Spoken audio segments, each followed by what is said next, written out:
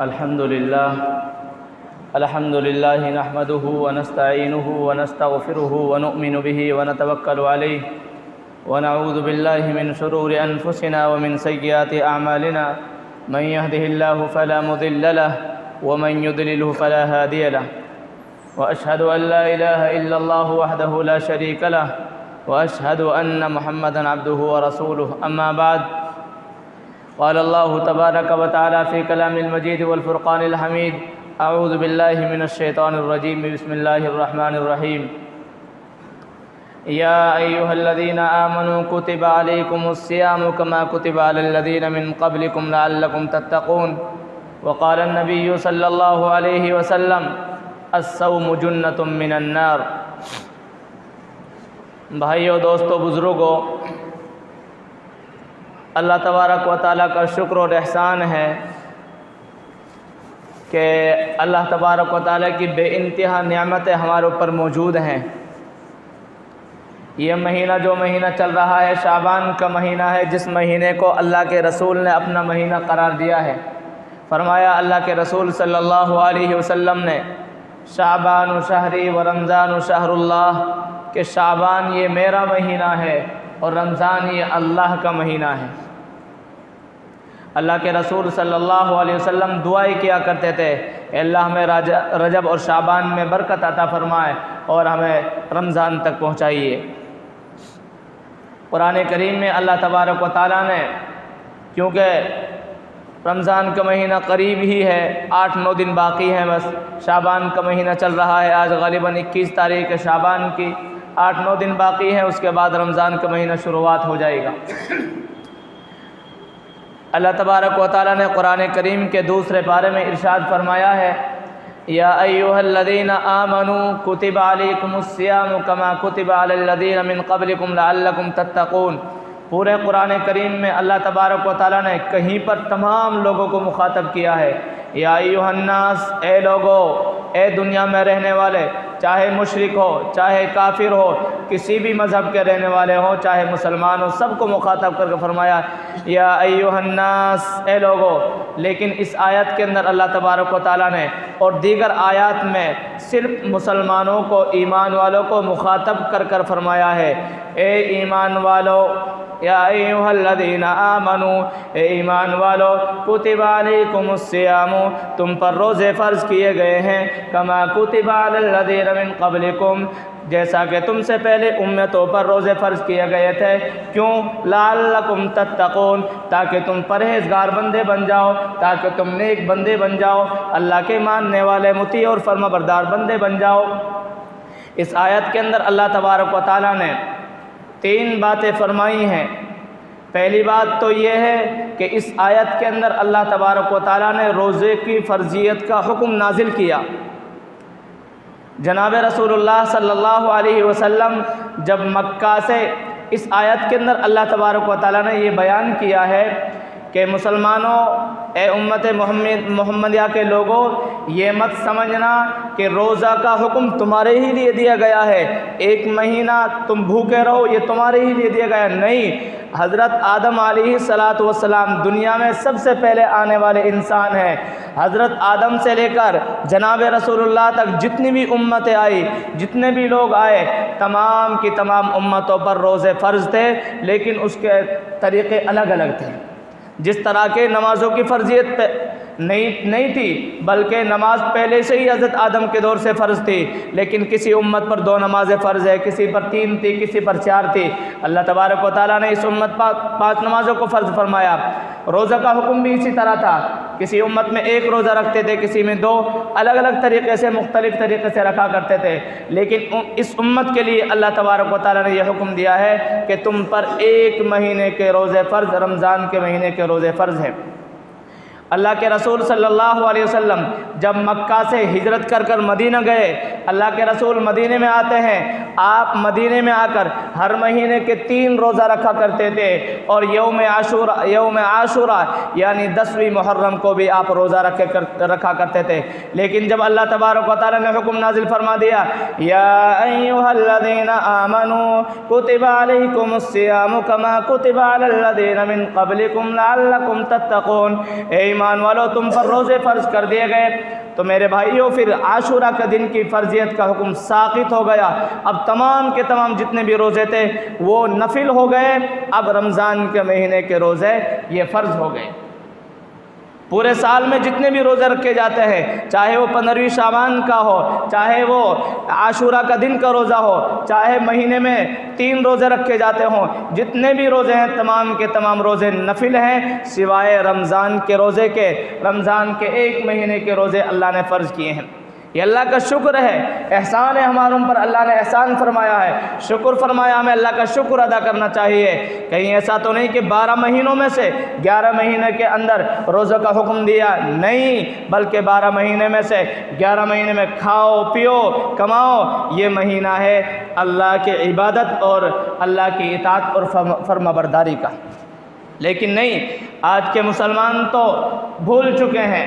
اللہ کا شکر ادا کرنا چاہیے کہ اللہ نے 12 مہینوں میں سے صرف 1 مہینے روزہ رکھنے کا حکم دیا ہے۔ اور میرے بھائیوں، اس مہینے میں جو انسان اس مہینے کی قدر کرتا ہے، حقیقت بات یہ ہے کہ میرے بھائیوں کل قیامت کے دن میدان محشر میں اللہ کے دربار میں تمام چیزوں کا فیصلہ کیا جائے گا۔ کسی نے کوئی چیز صدقہ کی، کسی نے نماز پڑھی، کسی نے کوئی اور نیک کام کیے، سب کو اللہ تبارک و تعالیٰ بدلہ دلوائیں گے۔ لیکن جب روزے کی باری آئے گی، اللہ فرما دیں گے ہٹ جاؤ ایک طرف، روزہ یہ میرے لیے تھا، میں ہی اس کا بدلہ دوں گا۔ اللہ تبارک و تعالیٰ کیا بدلہ دیں گے؟ واللہ عالم، بے انتہا بدلہ دیں گے اللہ تبارک و تعالیٰ۔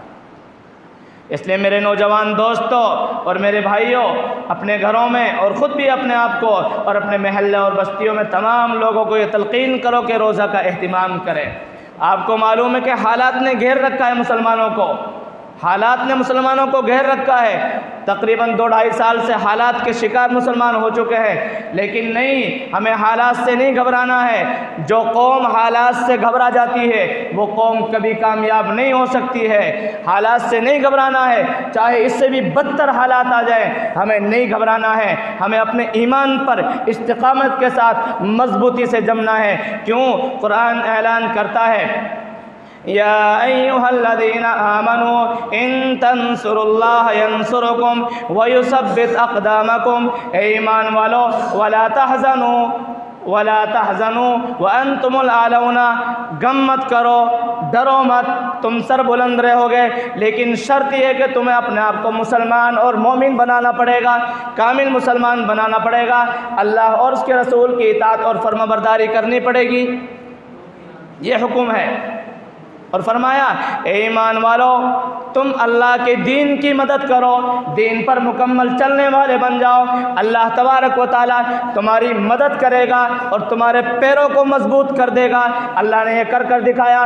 آپ کو معلوم، آپ سنتے رہتے ہیں واقعہ، جنگ بدر کا واقعہ آپ اٹھا کر دیکھو، اللہ کے رسول صلی اللہ علیہ وسلم تھے، آپ کے ساتھ 313 صحابی تھے اور تم سامنے جو مشرکین تھے وہ 1000 تھے، لیکن میرے بھائیوں یہ واقعہ تمام کفار کے لیے، مشرکین کے لیے عبرت گاہ بن گیا۔ اس واقعہ نے تمام کفار اور مشرکین کے دلوں میں ایمان کی ہیبت کو، ایمان کے خوف کو بٹھا دیا کہ یہ لوگ شکست کھانے والے نہیں ہیں، یہ مسلمان ہارنے والے نہیں ہیں، ان کے ساتھ تو کسی اور کی مدد موجود ہے، کیوں نہ ہو، جبکہ اللہ فرما رہے ہیں ایمان والو تم میری مدد کرو گے، میرے دین کی مدد کرو گے، تمہارے پیروں کو مضبوط کر دوں گا، کوئی تمہیں مارنے والا نہیں ہوگا، گولی چلائیں گے تمہارے گولی نہیں لگنے دوں گا، تلوار چلائیں گے تلوار کے ذریعے سے اسی تلوار سے ان کی گردن قلم کرا دوں گا، لیکن شرط میرے بھائیو یہ ہے اپنے آپ کو مکمل دیندار اور ایمان والا بنانا پڑے گا۔ اللہ تعالیٰ نے اس آیت کے اندر یہ فرمایا ہے اے ایمان والو تمہارے اوپر روزے فرض کیے گئے ہیں، لیکن سمجھنے لگ جائیں مسلمان کہ ہمارے ہی اوپر روزے فرض کیے گئے ہیں۔ اللہ نے فرمایا تسلی کے لیے کما کتب علی الذین من قبلکم، کہ تم ڈرو مت، کہ تم یہ مت سمجھو کہ ہمارے اوپر روزے فرض کیے گئے ہیں، بلکہ تمہاری پہلی امتیں جو آئی ہیں ان پر بھی روزے فرض کیے گئے تھے۔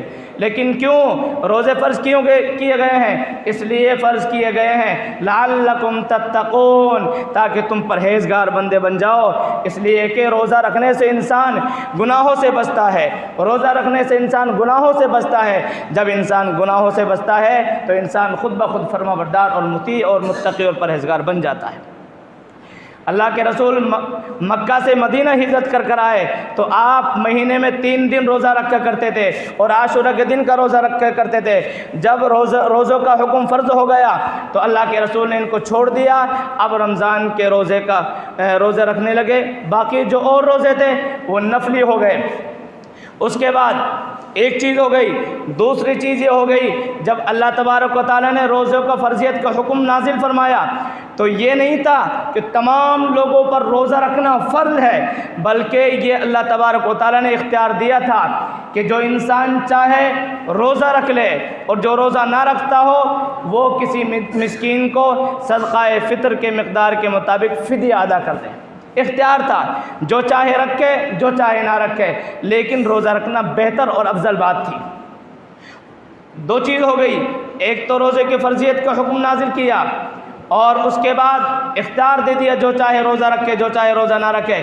اب اس کے بعد اللہ تبارک و تعالیٰ نے حکم نازل فرما دیا فَمَنْ شَهِدَ مِنْكُمُ الشَّهْرَ فَلْيَصُمْ، جو تم میں سے رمضان کا مہینہ کو پائے، جو انسان رمضان کے مہینے میں اپنا آپ کو صحیح سالم پائے اور رمضان کا مہینہ آ جائے، اب اس کے لیے کوئی اختیار نہیں ہے بلکہ ضروری ہے، چاہے دل چاہے نہ چاہے، اب اس کے لیے ضروری ہے کہ وہ روزہ رکھے۔ اب حکم نازل فرما دیا، اب اختیار باقی نہیں رہا، اب تو روزہ ہی رکھنا ہی پڑے گا۔ اس لیے میرے بھائیوں ہم کوشش کریں، رمضان کا مہینہ آنے والا ہے، قریب ہی میں ہے، قریب ہے میرے بھائیوں۔ یہ رمضان کا مہینہ وہ مہینہ ہے، اللہ کی قسم ہمیں 11 مہینے میں وہ نعمتیں نہیں ملتی ہیں، 11 مہینے میں ہمارے گھروں میں وہ برکت نہیں آتی ہے، 11 مہینوں میں ہمارے چہرے پر وہ خوشی نہیں آتی ہے، 11 مہینے میں ہمارے جسم میں وہ جان اور وہ طاقت نہیں آتی ہے جو اس مہینے میں ملتی ہے۔ اس مہینے میں اللہ کی رحمتیں نازل ہوتی ہیں، ہمارے گھروں میں برکتیں نازل ہوتی ہیں، اس مہینے میں وہ چیز کھانے کو ہمیں ملتی ہیں میرے بھائیوں جو 11 مہینے میں ہمیں نہیں ملتی۔ یہ اللہ کی نعمتیں ہیں۔ اور روزہ میرے بھائیوں اللہ کے رسول صلی اللہ علیہ وسلم نے فرمایا روزہ انسان کے لیے جہنم سے بچاؤ کا ذریعہ ہے، آگ سے ڈھال ہے۔ اس لیے کوشش کریں میرے بھائیوں، رمضان کا مہینہ آنے والا ہے، بہرحال مسلمان ہیں، انسان ہے، انسان غلطیوں سے بھی ملا ہوا ہے، شیطان آیا ہی اس لیے ہے انسانوں کو بہکائے گا۔ اللہ سے وعدہ کیا ہے میں آپ کے بندوں کو بہکاؤں گا، کبھی کسی راستے سے کبھی کسی راستے سے، یہ شیطان کا کام ہے۔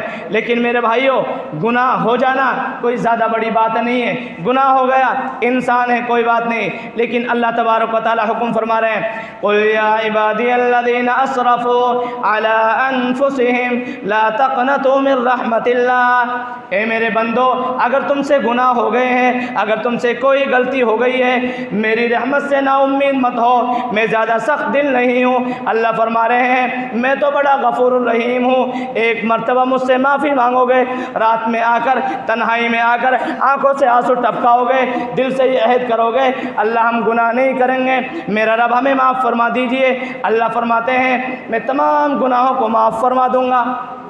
یہ ہے میرے بھائیوں، گناہ ہو گئی کوئی بات نہیں، 11 مہینوں میں جو کیا ہم نے وہ پیچھے ہو گیا ہے، اب اللہ تبارک و تعالیٰ سے توبہ کرو۔ اللہ کے نبی صلی اللہ علیہ وسلم نے ارشاد فرمایا کل بنی آدم خطاؤون وخیر الخطائین التوابون، تمام کے تمام لوگ گناہ گار ہیں لیکن بہترین گناہ گار وہ لوگ ہیں جو توبہ کر لیتے ہیں۔ گناہ ہو جانا کوئی زیادہ بڑی بات نہیں ہے، لیکن گناہوں پر جمع رہنا یہ حیوانیت ہے، یہ انسانیت نہیں ہے، یہ بہت بری بات ہے۔ گناہ ہو جائے اپنے رب سے توبہ کرو، جمع مت رہو گناہ پر، لیکن اگر اپنے رب سے توبہ کریں گے اللہ کے رسول نے فرما دیا یہ بہترین لوگ ہیں۔ اس لیے میرے بھائیوں عہد کرو اور کوشش کرو انشاءاللہ اس مہینے میں بھی اور پوری زندگی جب تک ہمارے جسموں میں جان رہے گی، آنے والا ہمارا مہینہ ہے رمضان کا مہینہ، بابرکت مہینہ ہے، اس مہینے میں روزوں کا اہتمام کریں گے، چاہے کوئی بھی پریشانی آ جائے، چاہے کچھ بھی ہو جائے، ہمیں تو روزے رکھنے ہیں اور رات میں تراویح کی نماز پڑھنی ہے، قرآن کو تراویح کے اندر ہمیں سننا ہے، کریں گے کوشش انشاءاللہ۔ تمام لوگ عہد کرو ہم روزہ رکھیں گے انشاءاللہ، وقت کا کچھ نہیں پتہ کرتا میرے بھائیوں، اللہ کی قسم بات یہ ہے، دنیا میں جیسی چاہے زندگی گزار لیں گے، من مانی زندگی گزار لیں گے، طاقت کا استعمال کر لیں گے، بہادری کا استعمال کر لیں گے، زبان سے جیسی چاہے باتیں مار لیں گے اور اپنے پیسوں کے ذریعے سے کام چلا لیں گے، لیکن نہیں، مرنے کے بعد یہ چیزیں کام آنے والی نہیں ہے۔ مرنے کے بعد تو میرے بھائیوں اللہ کا اور بندے کا معاملہ رہ جاتا ہے۔ اگر بندہ اللہ کی مان کر گیا ہے تو کامیاب ہے، اگر بندہ اللہ کی مان کر نہیں گیا بڑے سنگین حالات ہیں، بڑے خطرناک حالات ہیں۔ قبر میں جانا دور کی بات ہے، انسان جو گنہگار ہوتا ہے، اللہ کی نافرمانی کرتا ہے، اس کی موت نہیں آئی ہے، جو اس کی روح قبض کرنے کے لیے فرشتے آتے ہیں، اسی وقت سے وہ گھبراہٹ چالو ہو جاتی ہے، اسی وقت سے احساس کرنے لگ جاتا ہے، ہائے میری بربادی، ہائے میری بربادی۔ قرآن بار بار اعلان کرتا ہے، انسان جب مر کر چلا جائے گا وہ خیال کرے گا کاش کہ مجھے مٹی بنا دیا جاتا، کاش کہ میری موت ہی نہیں آتی، کاش کہ مجھے کچھ دن کے لیے اور دنیا میں بھیج دیا جائے، میں اللہ کی مان کراؤں۔ کوشش کرو اللہ تبارک و تعالیٰ کی ہر حال میں اطاعت اور فرما برداری کریں گے۔